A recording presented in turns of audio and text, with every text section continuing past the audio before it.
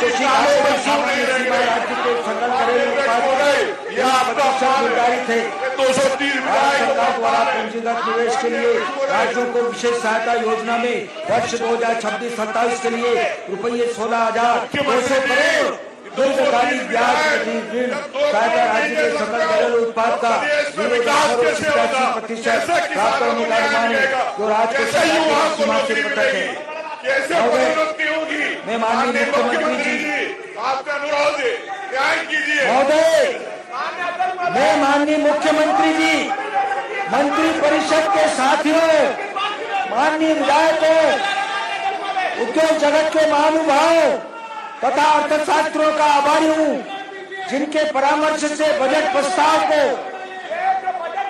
विकासोन्मुखी तथा कल्याणकारी स्वरूप दिया जा सका। मैं वित्त विभाग के समस्त अधिकारियों एवं कर्मचारियों का भी आभारी हूँ, जिन्होंने अथक परिश्रम एवं प्रतिबद्धता से बजट को तैयार कर प्रस्तुत करने तक की प्रक्रिया को प्रशंसनीय सहयोग दिया। आप बांट रहे, लेकिन विधायकों को नहीं दे रहे। वर्ष 2026-27 का यह बजट प्रदेश की समस्त जनता, जनार्दन की आकांक्षाओं, अपेक्षाओं, अभिलाषाओं और अभिलाषा की आवाज का प्रतिबिंब है। यह केवल आय और व्यय का लेखा जोखा नहीं है, बल्कि 21वीं सदी के आत्मनिर्भर मध्य प्रदेश के निर्माण का भविष्य लेख है। इन प्रस्ताव में परंपरा का बोध है, तो परंपरा का परिमार्जन भी है। यह आज का है, परंतु अतीत को खंगालता है और भविष्य में झांकता है। महोदय, आपके साथ 230 आखिर सरकार किसे कहते हैं? सरकारें होती किस लिए है? सरकार वही है जो सुख दुख में जनता के साथ खड़ी रहे। 74,000 करोड़ रुपए का घाटा। सरकार वही है जो विकास और जन कल्याण के बिना एक पल भी चैन की सांस न ले। जब आपके पास 2 करोड़ नहीं है, सरकार वही है जो नागरिकों का जीवन और सुखमय आनंदमय बना दे। सरकार वही है जो जन जन की जिंदगी बदल दे, और हमारी सरकार ऐसी सरकार है। आज इस अवसर पर मैं प्रदेश की जनता का आभार व्यक्त करते हुए कहना चाहूंगा, घाटे का बजट पड़ा जा रहा है। आंखों में भावी सपनों की झिलमिल है। माननीय अध्यक्ष महोदय, हम लोग तय करनी एक मंजिल है। 74,000 करोड़ रुपए घाटे में है सरकार। अंबर तक जाने की अभिलाषाएं है। कैसे किसानों की आशी मध्य प्रदेश की आशाएं है। मिलेगी, कैसे उद्योग आएंगे? माननीय अध्यक्ष महोदय, माननीय महोदय, वित्तीय वर्ष 2026-27 का बजट प्रस्ताव प्रदेश की जनता को मैं इन शब्दों के साथ समर्पित करता हूं। दीप बन जले जलते रहे, दीप बन जलते रहे, पुष्प बन खिलते रहे, लोक मंगल के लिए चलते रहे, चलते रहे। जय हिंद, जय मध्य प्रदेश। ये बजट घाटे का बजट था, 74,000 करोड़ का घाटा बताया।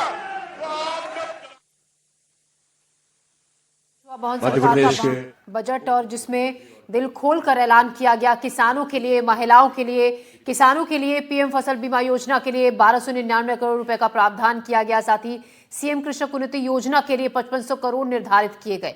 तो किसानों को दिल खोलकर बजट में दिया गया। वहीं साल 2026 को किसान कल्याण वर्ष घोषित किया गया है। इसमें 1 लाख हेक्टेयर क्षेत्र में प्राकृतिक खेती को बढ़ावा देने का लक्ष्य रखा गया कि प्राकृतिक खेती को बढ़ावा दिया जाएगा। साथ ही 1 लाख किसानों को सोलर पंप दिए जाएंगे। 3,000 करोड़ की लागत से बनाए गए सोलर पंप किसानों को वितरित किए जाएंगे, 1 लाख किसानों को। और इसके अलावा किसानों को 337 करोड़ रुपए की प्रोत्साहन राशि। साथ ही महिलाओं के लिए भी कई बड़े ऐलान किए गए हैं। महिलाओं के लिए लाडली बहना योजना की जो राशि है उसके लिए ऐलान किया गया है, उसको बढ़ाया गया है। शहरों के विकास पर फोकस इस बार रहेगा। पर्यावरण को बेहतर बनाने के लिए सीएनजी वाहनों पर छूट भी दी जाएगी। वन क्षेत्र को बढ़ाया जाएगा आने वाले वक्त में। महिलाओं और युवाओं पर फोकस रहा, किसानों पर खासा जोर इस बजट में रहा। सिंहस्थ के लिए 13,000 करोड़ से ज्यादा का प्रावधान इस बजट में। नक्सलवाद को लेकर भी कहा कि कानून और लोक शांति के लिए भी आगे कई योजनाओं की शुरुआत की जाएगी। मत्स्य पालन के लिए 412 करोड़। और कोई भी, जो बड़ी बात यह कि कोई भी नया कर इस बजट में पिछली बार की तरह नहीं लगाया गया, तो कोई भी नया कर नहीं लगाया गया। वहीं श्रम विभाग के लिए 1,335 करोड़ का प्रावधान इस बजट में रहा। तो श्रम विभाग के लिए 1,335 करोड़। साथ ही शिक्षा के लिए बजट, अगर शिक्षा के क्षेत्र में बात करें तो बजट में शिक्षा के लिए स्कूलों को और बेहतर बनाने के लिए 100 करोड़ रुपए का बजट निर्धारित किया गया। छात्रवृत्ति के लिए 986 करोड़ रुपए का प्रावधान किया गया है। तो कई बड़े ऐलान बजट के लिए किया गए और खासतौर से किसानों को काफी राहत और किसानों के लिए कई बड़ी योजनाओं का, कामकाजी महिलाओं के लिए कई बड़े ऐलान किए गए हैं। आगे सरदार पटेल कोचिंग योजनाओं को भी शुरू किया जाएगा।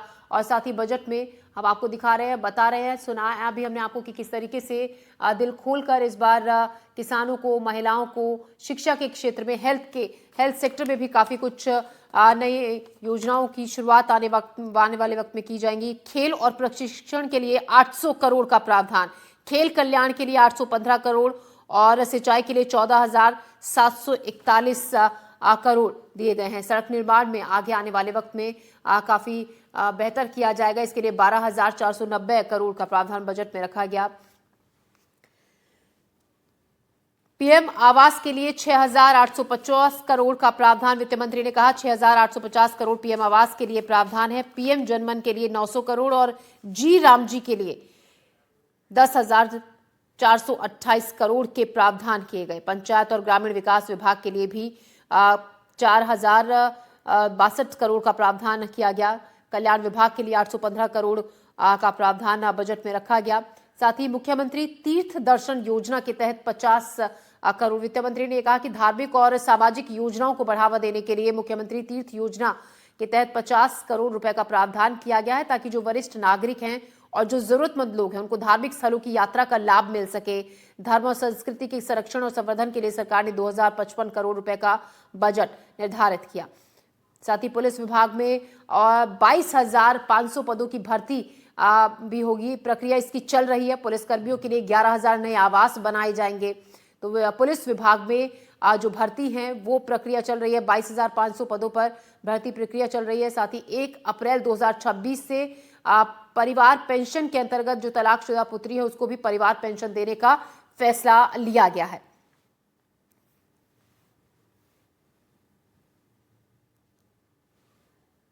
तो कई बड़े ऐलान इस बजट के दौरान वित्त मंत्री ने किए। पवन सरकार ने बजट पेश किया और इस को लेकर कई बड़े ऐलान, महिलाओं के लिए, किसानों के लिए, युवाओं के लिए नई नौकरियों को लेकर और साथ ही ग्रामीण क्षेत्रों में विकास को लेकर कई बड़े ऐलान इस दौरान किए गए। किसानों, युवाओं पर खासा फोकस रहा। वित्त मंत्री ने कहा किसानों को 1 लाख सोलर पंप देंगे। 3,000 करोड़ की लागत से बनने वाले 1 लाख किसानों को सोलर पंप दिए जाएंगे। महिलाओं के लिए अभी सरकारी खजाना दिल खोलकर खोला गया। महिलाओं के लिए भी कई बड़ी योजनाएं आगे आने वाले वक्त में शुरू की जाएंगी। और बच्चों के पोषण से जुड़ी हुई बात जो बजट पेश करने के दौरान वित्त मंत्री ने कही कि टेट्रा पैक दूध की शुरुआत की जाएगी। कुपोषण पर प्रहार करते हुए सरकार ने यह ऐतिहासिक कदम उठाया। उन्होंने कहा कि अब प्रदेश में कक्षा 8वीं तक के छात्रों को सरकारी स्कूलों में टेट्रा पैक से दूध उपलब्ध कराया जाएगा, ताकि कुपोषण के जो मामले हैं उनमें कमी लाई जा सके। इससे न केवल बच्चों का स्वास्थ्य सुधरेगा बल्कि सुरक्षित दूध के भंडारण में भी काफी आसानी होगी। इस दौरान जमकर विपक्षी विधायकों ने नारेबाजी भी की, काफी हंगामा भी बीच बीच में किया। लाडली बहनों के लिए 23,882 करोड़ का महाप्रावधान। तो नारी सशक्तिकरण की दिशा में मोहन सरकार ने अपना खजाना खोल दिया है। बजट में लाडली बहना योजना के लिए 23,882 करोड़ की भारी भरकम राशि आवंटित की गई है। वर्तमान में ये योजना का लाभ प्रदेश की 1,25,00,000 जो पंजीकृत महिलाएं हैं वो उठा रही हैं। वित्त मंत्री ने जोर देकर बजट पेश करते हुए ये कहा कि हर नारी को न्याय हमारी सरकार का मुख्य उद्देश्य है और प्राथमिकता है। यह आवंटन महिलाओं के आर्थिक स्वावलंबन को सुनिश्चित करेगा। साथ ही जन मन धन योजना के लिए 4 4.6 करोड़ खातों के वित्तीय समावेश की भी बात कही कि जनधन योजना की सफलता का उल्लेख करते हुए वित्त मंत्री ने कहा कि मध्य प्रदेश में अब 4 करोड़ 61 लाख खाते अब तक खोले जा चुके हैं और इससे बैंकिंग सेवाओं को गरीब से गरीब व्यक्ति तक पहुंचाने का काम इसकी वजह से हुआ है। अब गरीब से गरीब जो लोग हैं, व्यक्ति हैं, वो भी जो बैंकिंग सेवाएं हैं उनका लाभ उठा रहे हैं और आने वाले वक्त में इसमें और बेहतर किया जाएगा। श्रम विभाग को मिले हैं 1335 करोड़, तो हर विभाग हर वर्ग का ध्यान रखा गया है। श्रम विभाग को 1335 करोड़, श्रमिकों का कल्याण होगा। असंगठित और जो संगठित क्षेत्र हैं, श्रमिकों के हितों की रक्षा के लिए श्रम विभाग के बजट में 1335 करोड़ का प्रावधान रखा गया है।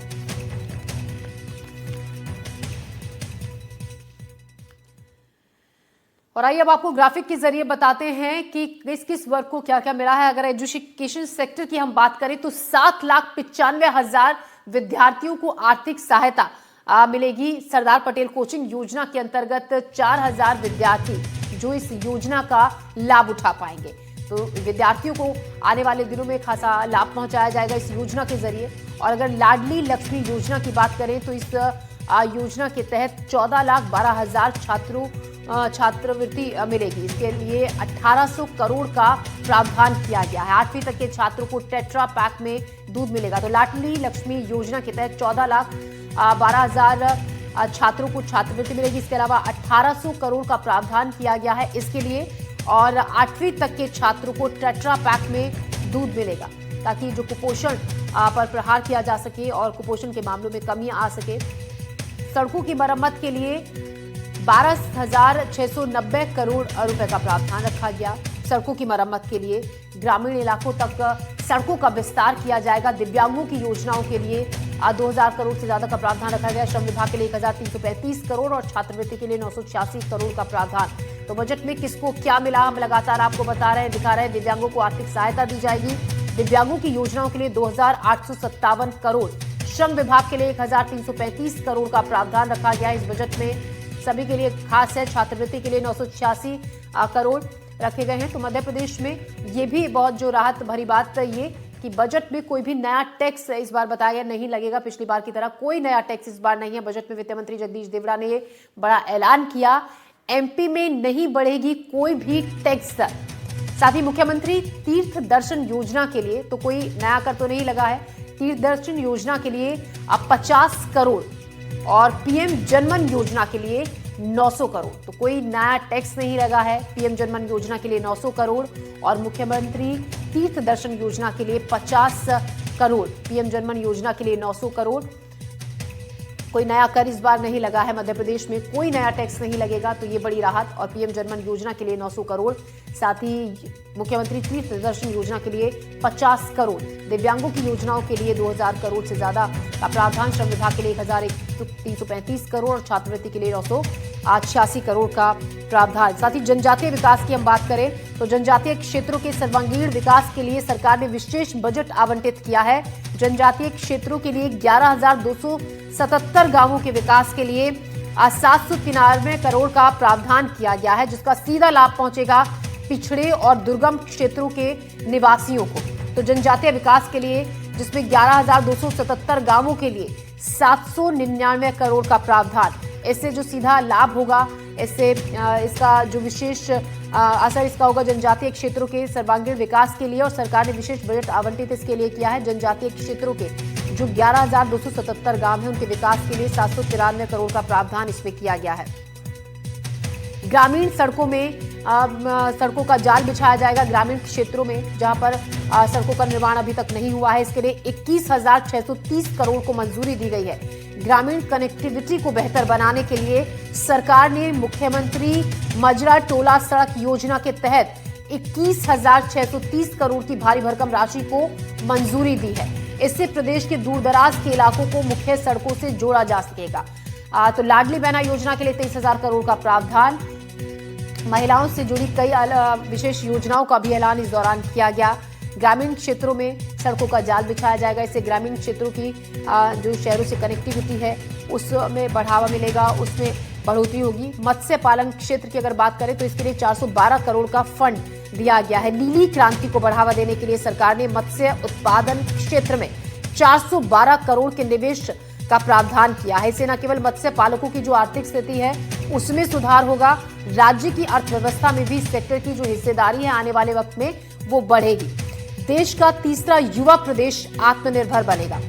प्रदेश बनेगा आत्मनिर्भर। मध्य प्रदेश की जो जनसांख्यिकी है का जिक्र करते हुए वित्त मंत्री ने कहा कि हम देश के तीसरे सबसे युवा प्रदेश हैं। उन्होंने ये संकल्प दोहराया, युवाओं के कौशल विकास और स्वरोजगार के लिए सरकार कोई कोर कसर नहीं छोड़ेगी। युवाओं को सशक्त बनाने के लिए बजट में विशेष प्रावधानों का खींचा गया है। साथ ही सिंहस्थ के लिए जो विशेष फंड का ऐलान किया गया, 2028 सिंहस्थ के लिए विशेष फंड का प्रावधान। उज्जैन में आगामी सिंहस्थ कुंभ के लिए सरकार ने जो तैयारी है वो तेज कर दी है। बजट में इसके लिए अलग से राशि, आपको बता दें 2026-27 में बुनियादी ढांचे को और मजबूत बनाने के लिए इसके लिए भी बड़े ऐलान किए गए। तो इस वक्त की बड़ी खबर लगातार हम आपको बता रहे हैं कि बजट में क्या क्या, किस किस वर्ग को क्या क्या मिला, किस किस को फायदा होगा, किस किस के लिए कौन कौन सा वर्ग ज्यादा खुश है, और युवाओं के लिए रोजगारों का भी ऐलान इस दौरान किया गया।